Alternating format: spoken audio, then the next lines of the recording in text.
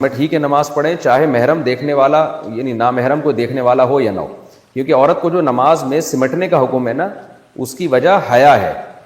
کیونکہ عورت میں حیا مطلوب ہے۔ اب دیکھیں نبی صلی اللہ علیہ وسلم نے حکم دیا عورت کی گھر کی نماز مسجد سے افضل ہے، اور گھر میں بھی کمرے کی نماز صحن سے افضل ہے۔ اسی طرح عورت کو حکم ہے کہ پورا جسم ڈھانپ کے نماز پڑھے، وہ چاہے کوئی دیکھنے والا ہو یا نہ ہو، پھر بھی وہ مکمل پراپر ڈریس پہن کے نماز پڑھتی ہے۔ اگر پردے کا تعلق اس سے ہوتا نا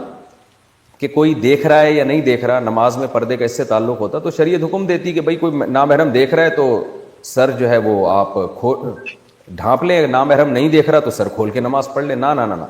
تو پردے کا جہاں تک تعلق ہے تو عورت کو پورا پراپر پردہ نماز میں کرنا ہے، چاہے کوئی دیکھ رہا ہو چاہے نہ دیکھ رہا ہو، اندھیرے میں ہو روشنی میں ہو۔ تو اسی طرح سمٹ کے نماز پڑھنے کا تعلق ہے۔ بس رکتے ہیں اسی طرح انہوں نے پردے سے متعلق بات کی، پھر کہا اسی طرح پردے کے تعلق سے خواتین کے تعلق سے دلیلیں موجود ہیں۔ اصل نماز الگ ہے اور پردہ ایک الگ مسئلہ ہے عورت کا، اس کے لیے دلائل موجود ہے، لیکن پھر اسی طرح دلیل نہیں بنتی ہے، آپ اس کے لیے الگ سے دلیل لائیں۔ اسی طرح عورت الگ طریقے سے بیٹھے گی یا طرح سمٹے گی، اس کی دلیل چاہیے۔ آپ وہ پردے والے حوالہ دے کے آپ اسی طرح کہہ رہے ہیں، اسی طرح کی دلیل چاہیے، بغیر دلیل کے اچھا شیخ، اگر اسی طرح کو دلیل بنا لیا جائے تو سب سے پہلے تو عورت کو رفع الیدین سے روکنا چاہیے۔ سب سے زیادہ تکشف اور پردے جس کو صدر کہتے ہیں، صدر کے سب سے زیادہ خلاف تو رفع الیدین ہے، یعنی ایک عورت اپنا پورا ہاتھ کھول کر کے اس طرح سے بڑھ رہی ہے۔ آپ بتائیے اس کا سجدے کی کیفیت میں ایسے جانا یہ زیادہ صدر کے خلاف ہے، یا ہاتھ اٹھا کر کے یوں اس کا پورا جسم کھول لینا یہ صدر کے خلاف ہے؟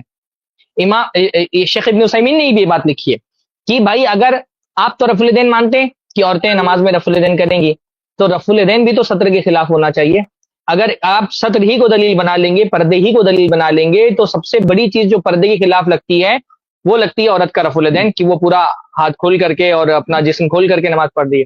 تو اگر آپ سجدے کو سجدہ اللہ کے نبی صلی اللہ علیہ وسلم کی طرح کرنے سے اس لیے روک رہے ہیں کیونکہ آپ کو یہ لگتا ہے کہ یہ صدر کے خلاف ہے، تو پہلے آپ کو رفع الیدین سے روکنا چاہیے کہ رفع الیدین نہ کرے وہ عورت۔ اور اگر کوئی رفع الیدین سے روک رہا ہے اور یہی دلیل دے رہا ہے کہ بھائی یہ پردے کے خلاف ہے، تو آپ کیا دلیل دیں گے اس کو؟ حدیث تو آپ مانیں گے نہیں، آپ کہیں گے نہیں میں حدیث تو اپنی جگہ پر ہے لیکن پردہ تو اسی میں لگتا ہے کہ رفع الیدین نہ کرے۔ اگر کوئی یہ بات کہے تو آپ اس کا کیا جواب دیں گے؟ اللہ کے نبی صلی اللہ علیہ وسلم کی، اس لیے ہم کہتے ہیں حدیث کے خلاف عقل نہیں استعمال کرنا چاہیے۔ آپ کی عقل کہہ رہی ہے کہ پردہ ہے۔ جس خاتون کو اللہ تعالیٰ نے پیدا کیا، اللہ کے رسول صلی اللہ علیہ وسلم کی رسالت کا کلمہ پڑھنے والی وہ خاتون ہے، اس کے پردے کا خیال اللہ اس کے رسول ہی رکھیں گے اور حنفی علماء رکھ لے جائیں گے؟ عورت کو کہاں پر پردہ کرنا چاہیے، کیسے پردہ کرنا چاہیے، یہ اس کا خالق بتائے گا یا اس کے رسول بتائیں گے؟ جب خالق کو یہ بات نہیں لگی کہ سجدہ کرنا اس طرح سے یہ اس کے پردے کے خلاف ہے، جب پیارے رسول کو یہ بات نہیں لگی کہ اس طرح سے عورت کا سجدہ کرنا یہ اس کے پردے کے خلاف ہے، تو پھر اللہ اس کے رسول کے بعد اور کون بچتا ہے جو طے کرے گا کہ عورت کو اس طرح سے پردہ کرنا چاہیے اور یہ چیز اس کے پردے کے خلاف ہے؟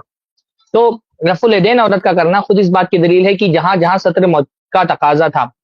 وہاں اللہ کے رسول نے بتا دیا کہ اس کو ستر کرنا ہے۔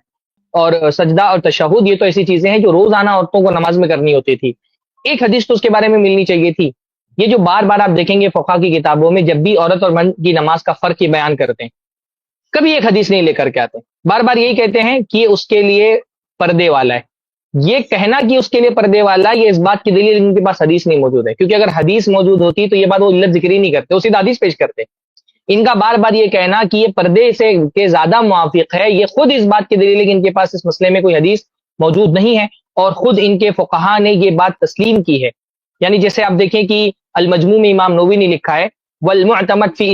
استحباب ضم المرأة بعضها الى بعض کونہ استر لہا، کہ عورتوں کا اپنے جسم کو سمیٹ کر کے نماز پڑھنا، اس معاملے میں جو اعتماد جس چیز پر ہے وہ کیا ہے کہ یہ چیز زیادہ پردے کے لائق ہے۔ وذکر البیہقی بابا ذکر فیہ احادیث ضعفها کلہا،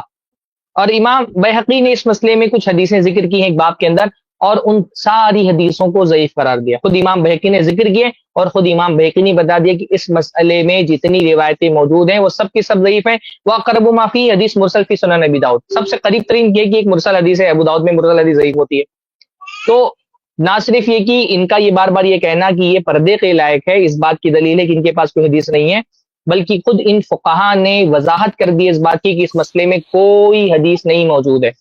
تو جب کوئی حدیث نہیں موجود ہے تو مسئلہ اپنے اصل پہ باقی رہے گا، اور اپنا اصل یہی ہے کہ اللہ کے نبی صلی اللہ علیہ وسلم نے منع فرمایا ہے کہ کوئی بھی کتے کی طرح اپنی بازو پھیلا کر کے نماز نہ پڑھے، چاہے وہ مرد ہو یا عورت ہو۔ اللہ کے رسول نے فرمایا ہے کہ صلو کما رأیتمونی اصلی، تو مسئلہ اپنی اصلی جگہ پر باقی رہے گا کہ عورت ویسی نماز پڑھے گی جیسے مرد نماز پڑھتا ہے، جیسے اللہ کے رسول صلی اللہ علیہ وسلم نے نماز پڑھی ہے۔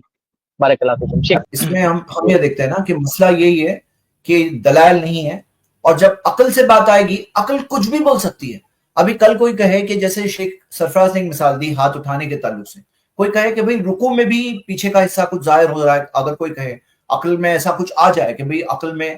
رکوع بھی نہیں جھکے گی، ہاں جب سجدے کے اندر پرابلم ہو رہا ہے، یا پھر اور آگے بڑھ کر کوئی کہے کہ بھئی بیٹھ کے ہی پڑے گی، وہ کچھ کر ہی نہیں سکتی کیونکہ وہ کھڑے ہوگی، جب ہلے گی تو اس میں کچھ نہ کچھ ظاہر ہونے کا معاملہ ہے۔ دیکھو عقل پہ بات ہے نا، اب کوئی بولے یہاں پہ آ کے آپ لائن لگا رہے ہو، تو وہ لائن لگانے کی دلیل کیا ہے؟ اگر کوئی یہ بات کہے گا کہ وہ بیٹھے گی، پوری نماز سے بیٹھے گی،